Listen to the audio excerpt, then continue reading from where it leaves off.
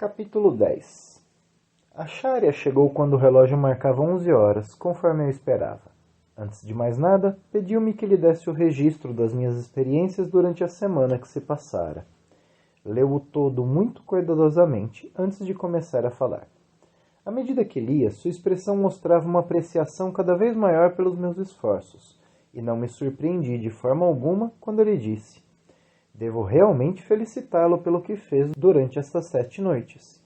O fato de eu ter deixado que trabalhasse por sua própria conta durante esse estágio inicial do treinamento foi um risco, mas os resultados provaram que eu não estava errado ao pensar que já o senhor se encontrava pronto para assumir certa responsabilidade, embora sua instrução tenha sido feita num tempo relativamente curto. Sinto-me realmente feliz por ter sido escolhido como instrumento para aliviar a angústia que era tão extremamente aparente quando nos vimos pela primeira vez." Muito pouca coisa sobre suas experiências da última segunda-feira à noite requer algum comentário. Um filme colorido é frequentemente utilizado pelos habitantes permanentes do mundo astral com o propósito de mostrar fotos de lugares especiais que desejam exibir aos amigos, de forma que não tenham de sobrecarregar suas memórias indevidamente com as cenas que desejam mostrar.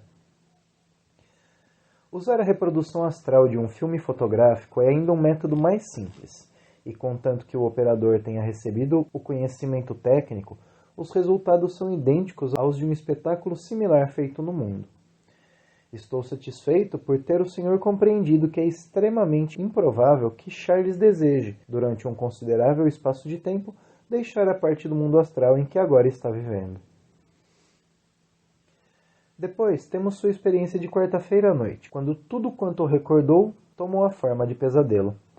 Já indagou a Daphne se ela se recordava de ter tido parte em seu sonho, e ela garantiu-lhe que, tanto quanto sabia, não teve qualquer parte nele. E pode estar seguro de que tal declaração foi correta, pois em sua vida astral não há períodos de perda de consciência. Assim, ela está sempre certa do que faz. A fim de que o senhor compreenda minha explicação do ocorrido, quero que volte a mente para uma conversa anterior. Nessa conversa, eu lhe disse que os homens perfeitos ou mestres dão instruções a discípulos em certas circunstâncias. Há 2 graus de discípulos, um chamado probatório e o outro aceito. A única diferença entre os dois é que, uma vez aceito por um mestre, o discípulo, por assim dizer, é recebido entre o pessoal permanente e utilizado para esse trabalho, não só na vida presente, como depois da morte e nas vidas futuras. Um discípulo em estágio probatório é posto em experiência e só depois de ter servido nessa condição, possivelmente durante muitas vidas, é levado a um contato muito maior com o mestre que se encontra entre discípulos aceitos. A compulsão nunca é usada, pois nem mesmo os mestres têm autoridade para interferir com o livre-arbítrio que é dado a cada homem no momento de sua individualização. Mas antes que o ser humano possa ser utilizado para o trabalho oculto por esses grandes seres, deve mostrar que erradicou por completo a emoção do medo da sua constituição e deve provar que está sempre disposto a sacrificar-se pelo interesse de seu trabalho. É necessário que o estudante passe pelos 5 testes astrais, que são habitualmente recordados por ele sob a forma de sonhos ou pesadelos. Recebi autorização para lhe dizer que sua determinação de dominar as dificuldades do entendimento das condições do plano astral foi notada por um desses mestres, e é possível que, na plenitude do tempo, o senhor receba a oportunidade de servir a fraternidade branca, à qual ele pertence. E isso significa que, provavelmente, será recebido como discípulo probatório. O sonho que teve na quarta-feira à noite foi realmente um teste astral, pelo qual o senhor passou com bastante êxito. O teste propunha-se provar que, embora evidentemente atemorizado pela criatura semelhante a um gorila, de fato uma forma-pensamento criada pelo mestre em questão, o senhor estava disposto a se esquecer de si próprio e a fazer, se necessário fosse, o supremo sacrifício, a fim de proteger o que era mais uma forma-pensamento de Daphne, mas que representava intensa realidade a seus olhos. Se tivesse se recusado a fazer esse esforço para salvá-la, o senhor teria retornado ao seu corpo um pouco mais cedo do que retornou, com a mesma lembrança de um pesadelo, mas nesse caso teria falhado, e provaria ao mestre que o estava observando na ocasião estar incapacitado e insuficientemente adiantado na evolução para o propósito que ele tinha em mente. No curso dos próximos anos, o Senhor talvez descubra que recorda outros sonhos, e esses sonhos serão também testes astrais. Terá que passar por eles antes de se qualificar para o trabalho que lhe será proposto. Como personalidade, sabe muito pouco sobre essas coisas, mas o que é verdadeiramente o Senhor, o ego, sabe muito bem o que está acontecendo, e pelo que sei, está muitíssimo interessado em vencer e em ser usado para auxiliar a humanidade. Devido ao interesse que demonstrou pela instrução que lhe transmiti, vou dar-lhe uma tosca ideia do que terá de realizar antes que se possa qualificar para esse trabalho. Deve saber como se locomover por toda a parte, de forma rápida e eficiente, nos diferentes planos do mundo astral. Terá que saber tudo sobre as mais baixas entidades astrais, incluindo aquelas que têm corpos etéreos, tal como os elementais que viu no fundo do mar, e deve ser treinado de forma que o efeito hipnótico dos olhos dessas criaturas não tenha um efeito sobre a sua pessoa. Há um teste de fogo, que toma o aspecto de violento incêndio numa floresta, através da qual o Senhor deve caminhar sem medo e sem apressar o passo. Isso parece fácil, mas na ocasião não o é. O terrível calor que sentirá em seu corpo astral, da mesma forma com que seria sentido um fogo físico de autênticas dimensões, poderá aterrorizá-lo e levá-lo a pensar que será destruído se tentar a passagem através dele. Desde que compreenda que, estando em seu corpo astral, não pode ser atingido, caminhará calmamente pelo fogo, e o teste será bem sucedido. Há o teste da água, que o ensina a viajar sob as águas do mar. Verá então com surpresa quantos iniciantes falham nesse teste. Eles sucumbem a uma sensação de afogamento devida inteiramente à imaginação, mas que nem por isso deixa de produzir medo. Isso os traz de volta a seus corpos físicos, e eles acordam, compreendendo que tiveram um mau sonho. O Senhor terá de satisfazer o mestre que estiver interessado em sua pessoa, mostrando que pode conhecer a diferença entre um habitante permanente do mundo astral e o que está passando ali suas horas de sono. Terá de provar que desenvolveu uma compreensão benevolente que o capacita a trabalhar em conjunto com os membros da evolução Deva. A cooperação com eles costuma ser necessária nesse trabalho. O Senhor terá de distinguir a diferença entre a forma pensamento de uma pessoa em particular e essa própria pessoa, porque se o mestre o enviar com uma mensagem a ser entregue a alguém que vive em esferas do mundo astral diferente daquela em que ele está funcionando no momento, o Senhor poderia ser abordado por uma entidade antagônica ao mestre, e que, com o propósito de enganá-lo, tomasse a aparência da pessoa que está procurando. Realmente, uma forma pensamento parecida com ela. E o Senhor entregaria a mensagem, supondo tratar-se da pessoa real. Isso poderia ter sérias repercussões sobre o trabalho que o mestre está fazendo na ocasião. Esses disfarces são muito comuns no plano astral, e o Senhor deve ser treinado para usar certos sinais de poder, que o capacitarão a provar de forma conclusiva se a pessoa em questão é ou não genuína. Provavelmente o Senhor já terá ouvido falar em vampiros. Eles de fato existem, mas por felicidade são pouco comuns. Vivem sob condições similares às dos suicidas. Ambos estão ligados à Terra, e o Senhor deve saber não só como ajudá-los, mas como livrá-los de sua escravização. Penso que já lhe disse o suficiente para mostrar-lhe que ainda tem muito que aprender. Passemos agora às suas aventuras da noite de sexta-feira, quando encontrou alguma dificuldade em passar para níveis mais altos, sem ter pontos de referência nos quais concentrar-se. Eu estava me mantendo em contato com o Senhor mentalmente, pois sabia que talvez fizesse uma tentativa assim numa noite qualquer, quando eu o deixasse livre para realizar experiências por si mesmo. Conforme descobriu, é bastante simples ir a qualquer parte do mundo astral, contanto que se tenha um ponto de referência especial para esse propósito. Espero que não seja necessário, no futuro, vir em seu socorro num caso desses. Eu não lhe dei um ponto de referência da sétima esfera, pois ali pouco há que possa interessá-lo, e não é desejável que venha a ter desnecessário contato com as cascas que existem presentemente naquele nível.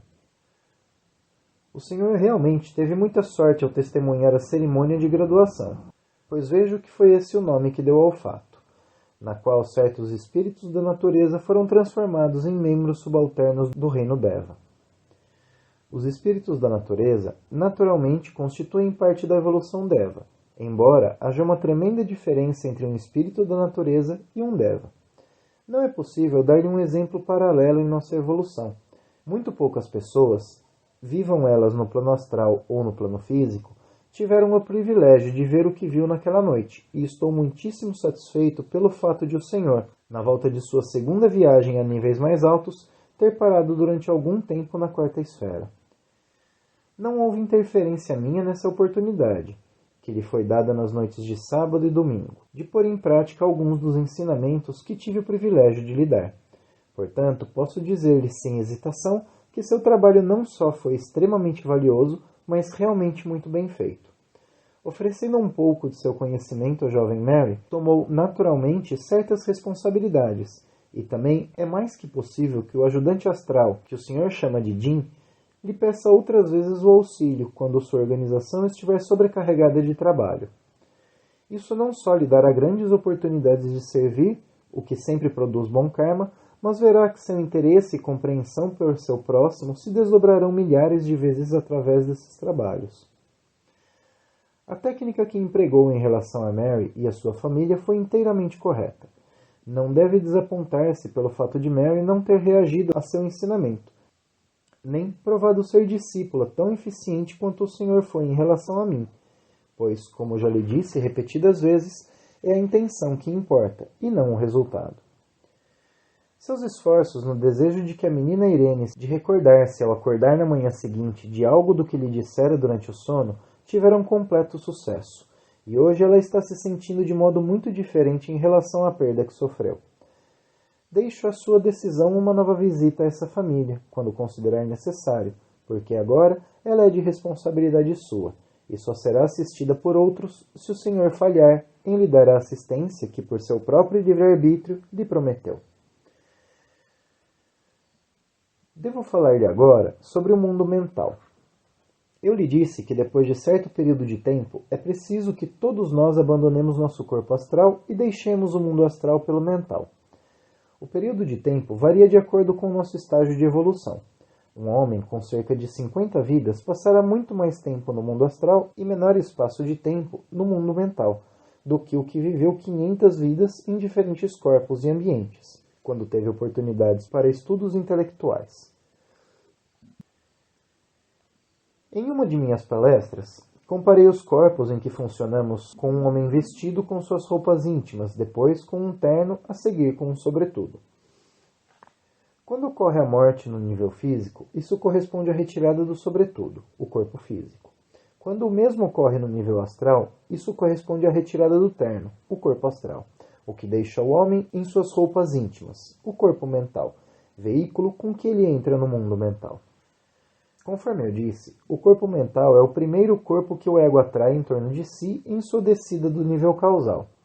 É feito de matéria ainda mais fina do que a matéria astral. Na verdade, é uma forma-pensamento do indivíduo.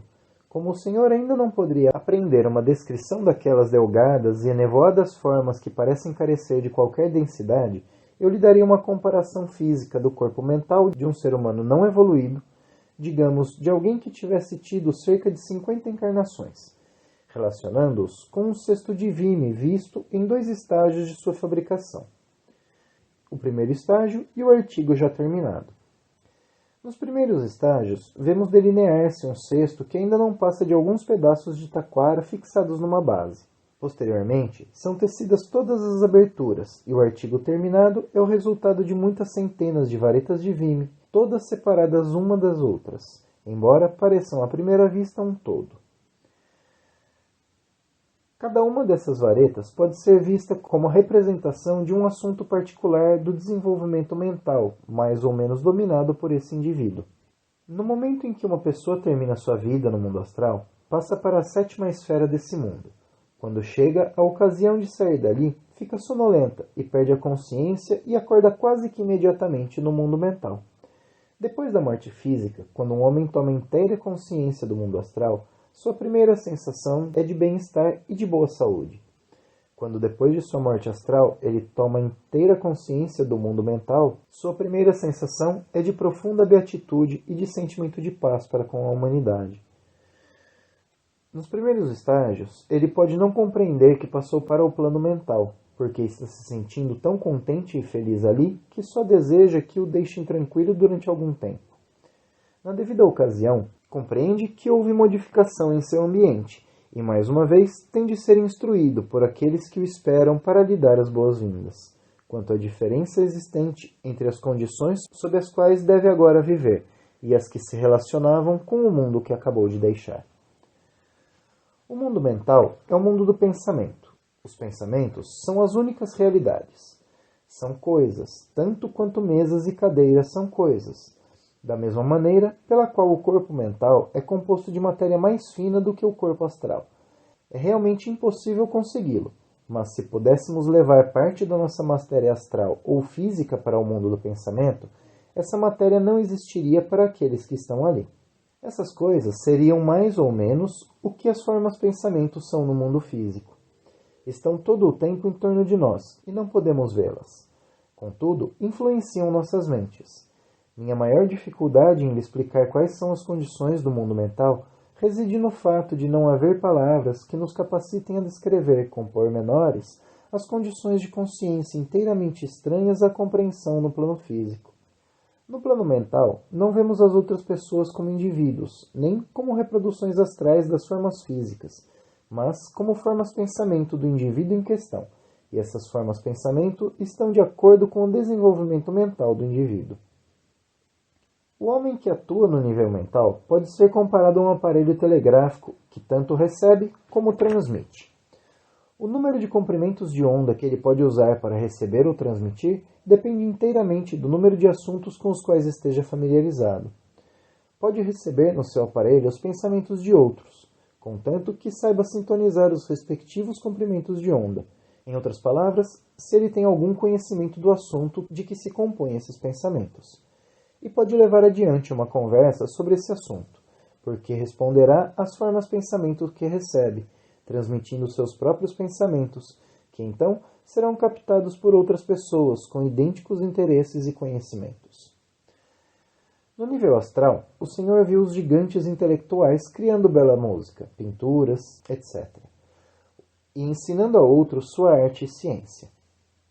Quando passam do mundo astral para o mundo mental, eles continuam a ajudar os outros, que estão percorrendo o caminho já feito por eles, mas no mundo mental, seu ensino toma a forma de conferências técnicas e teóricas, enviadas como corrente perpétua de pensamento.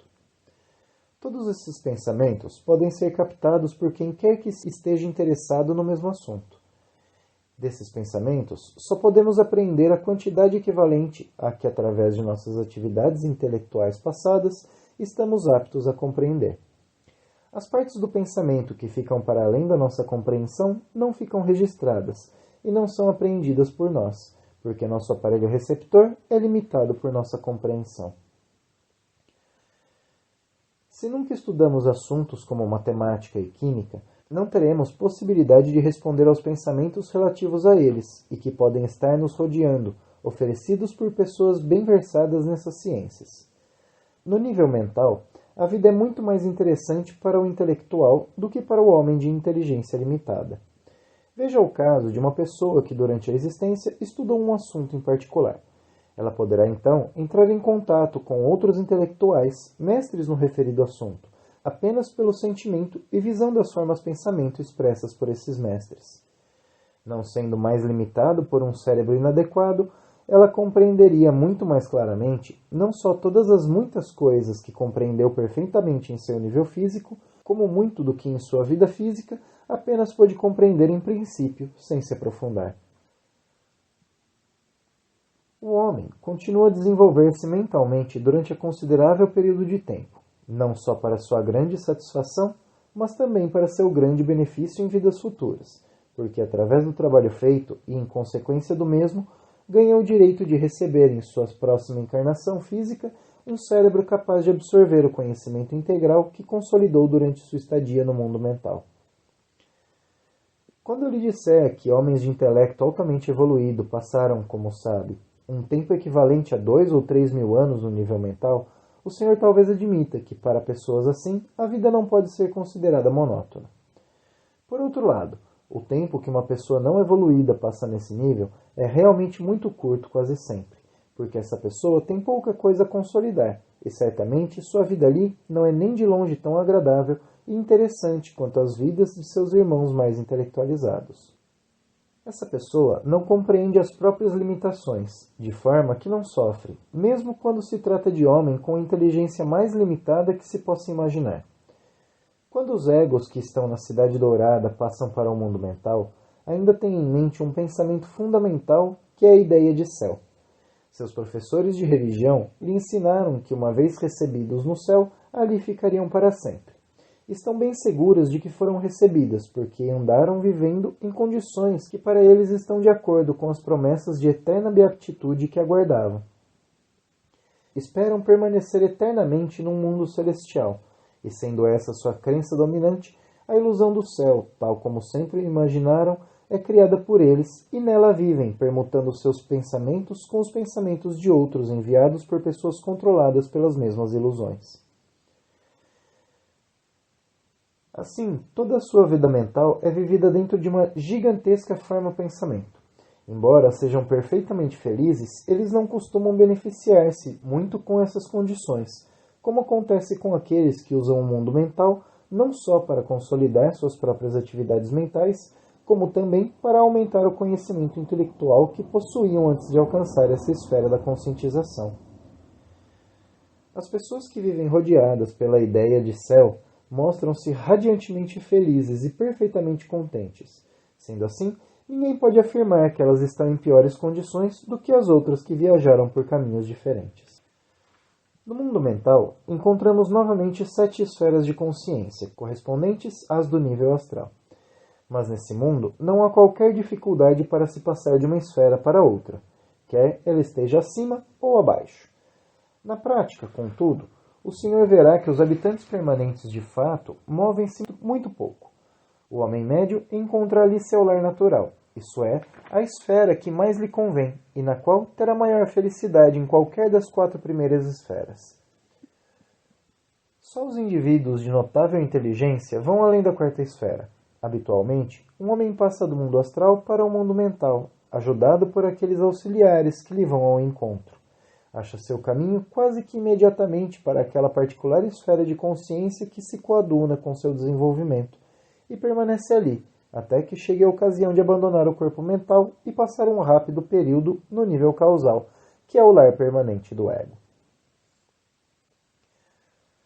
Antes que eu lhe fale mais sobre esse assunto, proponho levá-lo na noite de quarta-feira até a 2ª esfera do mundo mental, a fim de que possa ter uma compreensão mais clara do que estou tentando dizer.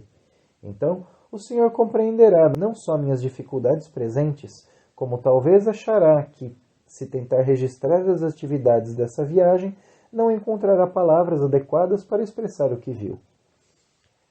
Eu tornarei a visitá-lo na manhã de sexta-feira, e isso lhe dará 3 noites para continuar seus experimentos no mundo astral, embora eu o advirta muito seriamente de que não saia essa noite com qualquer intenção específica, mas que dê repouso ao seu cérebro. Reserve a noite de quarta-feira para mim.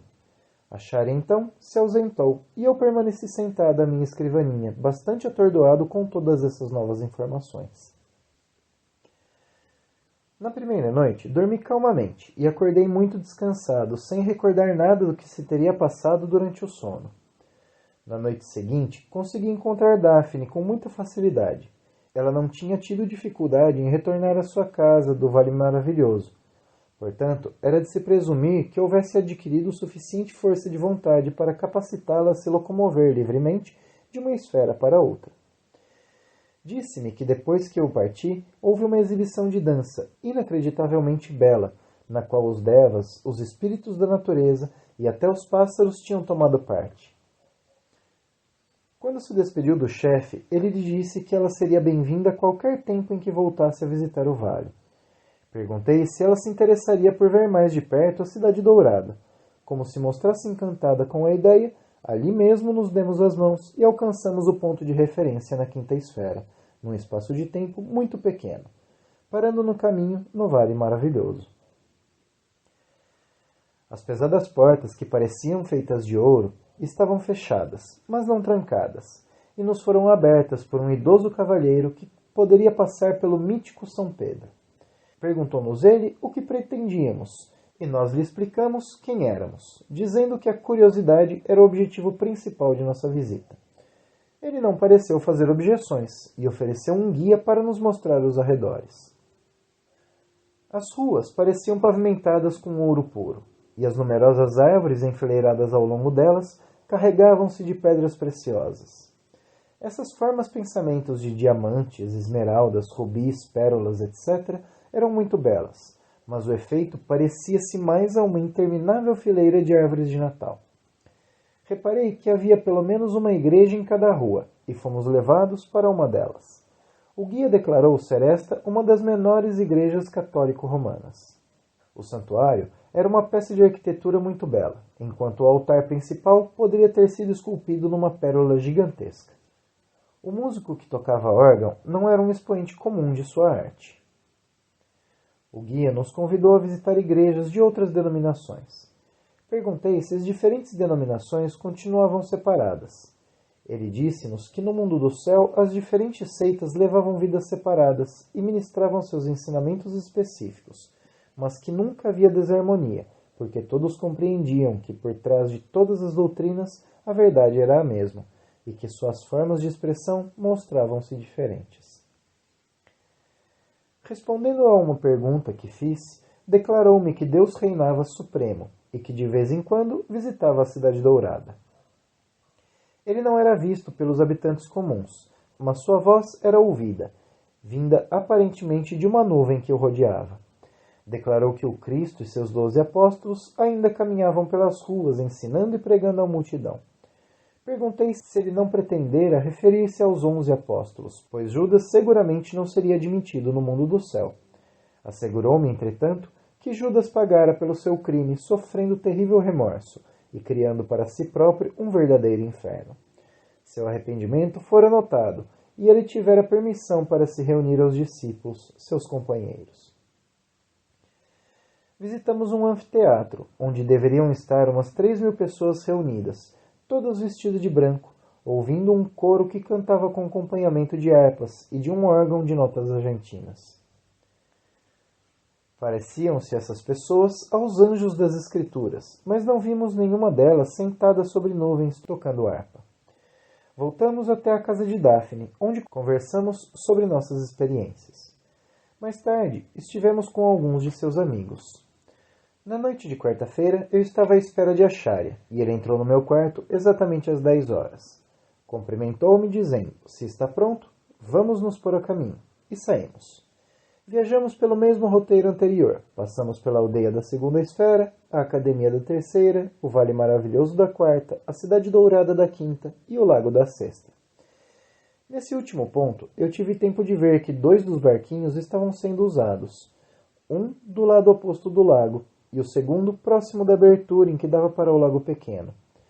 Tive que fixar a vista antes de perceber algum movimento, tal a lentidão com que eles se deslocavam. Esse local era realmente o refúgio ideal para quem estivesse à procura de solidão. Como eu ainda não havia visitado a sétima esfera e não tinha ponto de referência em que me fixar, Acharya disse-me que segurasse a sua mão. Quando o ambiente tornou a fazer-se claro, vi que estávamos no mais alto ponto de uma cadeia de montanhas, que Acharya disse chamar-se Vista para o Mundo, pois dali as pessoas podiam ver o mundo circundante, mundo no qual deveriam viver até sua próxima encarnação. Embora a zona rural fosse razoavelmente bem arborizada, com muitas flores desabrochando, não havia edifícios em parte alguma, e o local tinha uma aparência desolada. Disse-me meu amigo que uma porção de ascetas e homens virtuosos passavam grande parte de suas vidas sob essas condições. Fiquei satisfeito pelo fato de não ser o misticismo a minha linha preferida. Notei que havia 2 pessoas que pareciam ser um homem e uma mulher, flutuando suavemente ao longo do vale. Perguntei a Acharya quem seriam eles, e meu amigo respondeu, vamos ver. Flutuamos em sua direção. Quando os alcançamos, eles não diminuíram a marcha, que era um pouco mais rápida daqui a de um passo a pé, e quando Acharya lhes dirigiu a palavra, eles não responderam. Eu também fiz uma pergunta à mulher, que voltou o rosto em minha direção, mas olhou através de mim, sem dizer palavra. Seus olhos pareciam vazios, e seu rosto não expressava animação. Flutuavam ambos fazendo um caminho que me pareceu circular. Meu guia disse-me que se tratava de cascas deixadas por 2 indivíduos que haviam passado para o mundo mental. Foi então que Acharya explicou que, a fim de viajar para o mundo mental, deveríamos deixar para trás nossos veículos astrais. Para ter certeza de que eles seriam corretamente cuidados e não cairiam sob a posse de qualquer entidade astral, Acharya propôs que o deixássemos sob a guarda de 2 de seus amigos, nos quais podia confiar. Concentrou-se profundamente e, depois de cerca de 1 minuto, disse-me que eles estavam a caminho para vir ao nosso encontro. Quase que imediatamente, 2 europeus, de aparência altamente intelectual e espiritual, flutuavam em nossa direção. Depois que trocamos cumprimentos, Acharya disse-lhes o que desejávamos que fizessem. Disseram-me que me deitasse de costas com as mãos cruzadas sobre a cabeça. Acharya fez o mesmo, porém com a mão direita sobre a minha testa. Disse-me que relaxasse e que tentasse tornar a mente vazia. Conforme Acharya havia predito, estou considerando quase impossível descrever em palavras o que é um mundo mental. Parecia que 2 ou 3 minutos se tinham passado desde o momento em que me haviam mandado relaxar, quando percebi que Acharya estava falando comigo, embora não estivesse usando palavras nem produzindo qualquer som. Abri os olhos e descobri que prevalecia uma espantosa imobilidade. Parecíamos suspensos no espaço, mas circundados por toda sorte de objetos enevoados, que podiam ou não podiam ser edifícios, paisagens e pessoas. Alguns desses objetos eram coloridos, mas nada parecia apresentar-se claramente. Todos eles, mesmo as formas que poderiam ser de homens, davam a impressão de modificar-se constantemente. Eu não os via com meus olhos, realmente, mas sentia-os de forma bastante diferente de tudo quanto experimentara até então. Podia ver as formas-pensamentos que flutuavam atrás de mim, bem como podia ver as que estavam adiante de mim. Desse modo, não tinha necessidade de me voltar e encarar um quadro em particular a fim de ver que tal era. Tudo muito misterioso, e se não tivesse em tão excelente companhia, eu teria ficado um tantinho assustado. A essa altura, Acharya estava me enviando pensamentos que eu recebia tão claramente como se ele me falasse. E era óbvio que ele recebia minhas respostas, assim que eu as expressava em minha mente. Disse-me ele que aquela era a mais baixa esfera do mundo mental, povoada em sua maior parte por entidades de desenvolvimento mental muito pequeno. Mostrou-me as formas-pensamentos de várias pessoas que viviam naquele nível. Eram criaturas fugazes, sem qualquer aparência de solidez. Muitas mal poderiam ser descritas como formas concretas, pois eram pouco mais do que fumaça ou nuvem, com aparência de forma humana, mas que, devido à sua carência de densidade, não retinham os mesmos contornos por todo o espaço de tempo. Já vi formas parecidas se delinearem quando observava a fumaça lançada pelo fogo, fumaça que instantaneamente se desvanece pela chaminé acima. Sob essas condições do plano mental, Acharya aparentava ser muito maior do que nos últimos mundos físico ou astral, e surgia bem recortado e muito mais sólido do que qualquer das entidades cujas formas flutuavam diante dos meus olhos. Sua aparência naquele ambiente capacitou-me a apreciar a comparação que ele fizera, o corpo mental de um homem não evoluído e o sexto em início de fabricação, e o corpo mental do homem mais evoluído e o sexto já terminado. Acharya me disse que me conservasse junto dele. Colocou a mão no meu ombro, embora eu não lhe sentisse o toque, e disse que agora íamos passar para a segunda esfera. Sem que eu tivesse qualquer sensação de movimento, tal como se dera antes, o cenário se transformou, como poderia acontecer na tela de um cinema. Nosso novo ambiente não se mostrava muito diferente daquele que tínhamos deixado, com a diferença de que as formas que ali flutuavam tinham contornos mais claros. Acharya disse-me que escolhesse um assunto sobre o qual desejasse conversar com um dos habitantes permanentes, para o que eu deveria enviar pensamentos ao éter, pedindo que alguém interessado naquele mesmo assunto entrasse em contato comigo. Sem pensar muito, escolhi como assunto as religiões comparadas. Imediatamente, através de formas-pensamentos, a resposta veio na forma de uma pergunta sobre a que religião eu pertencia. Meu pensamento respondeu que era católico-romana, embora eu não fosse muito praticante. O pensamento-resposta disse que todas as religiões tinham seu uso, dado o fato de capacitarem pessoas que não podiam manter-se sozinhas a ter algo em que se apoiar, e na maioria dos casos atuavam como guias em decisões que as pessoas deveriam tomar durante a existência. Cada religião tivera início com um propósito específico, mas basicamente as verdades eram todas as mesmas. Esse pensamento explicou que a tônica do cristianismo era o amor, e que, de acordo com sua filosofia, o homem só poderia evoluir através do amor por seu próximo, e sendo tolerante para com as opiniões e ações dos outros homens. A religião ensinada pelo Sr. Buda era apenas uma filosofia tão bela como a pregada por Cristo, sendo a sabedoria a tônica do budismo. Conforme seus ensinamentos, a coisa mais importante na vida é agir de acordo com a lei do karma, através da qual o homem sofre ou recebe benefícios segundo suas ações, pensamentos e palavras. A tendência dessa religião é eliminar a emoção. A grande religião conhecida como hinduísmo, que foi revivida por Shri Krishna há cerca de 2000 anos, teve como tônica a limpeza e a conduta disciplinada. Seus membros ortodoxos faziam abluções especiais a determinados intervalos. O islamismo, fundado por Maomé, tem como tônica a coragem, e de fato seus seguidores não carecem dessa virtude em particular. O zoroastrismo, religião dos Parsis, foi evoluindo gradualmente através das muitas encarnações de Zoroastro. O fogo era seu símbolo sagrado, e sempre foi considerado elemento de purificação.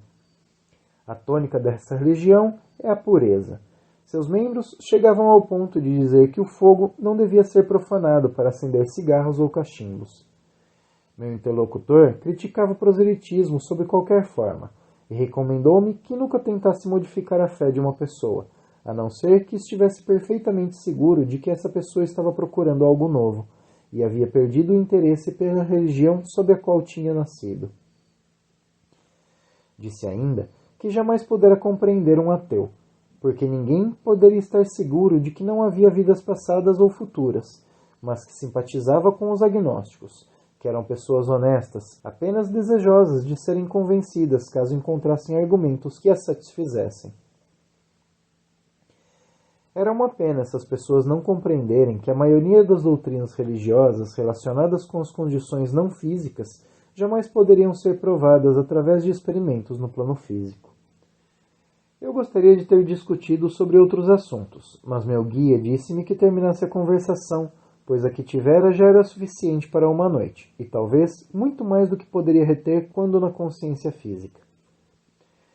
Perguntei se havia música naquele plano, e a Acharya respondeu indagando qual era a minha sinfonia predileta.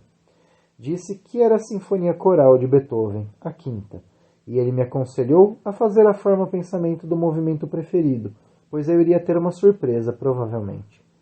Pensei, é claro, no belo movimento coral, e no mesmo instante em que pensava, ouvi a música de que tanto gostava e que parecia vir de toda a parte a nosso redor. Extasiado, ouvi até as notas finais que encerravam o belo trabalho. Acho que jamais esquecerei essa música. A interpretação era muito mais perfeita do que qualquer coisa que eu pudesse ter imaginado sob as condições do mundo.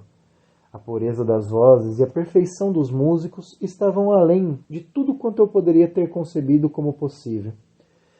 A Acharya disse-me que não adiantava tentar reter qualquer ponto de referência, pois seria impossível para mim voltar a visitar o mundo mental no meu presente estágio de desenvolvimento. Preparamo-nos para regressar da mesma forma pela qual tínhamos vindo, e depois de um momento, como que acordei em meu corpo astral, ainda deitado na posição em que partira, com os 2 auxiliares astrais de guarda.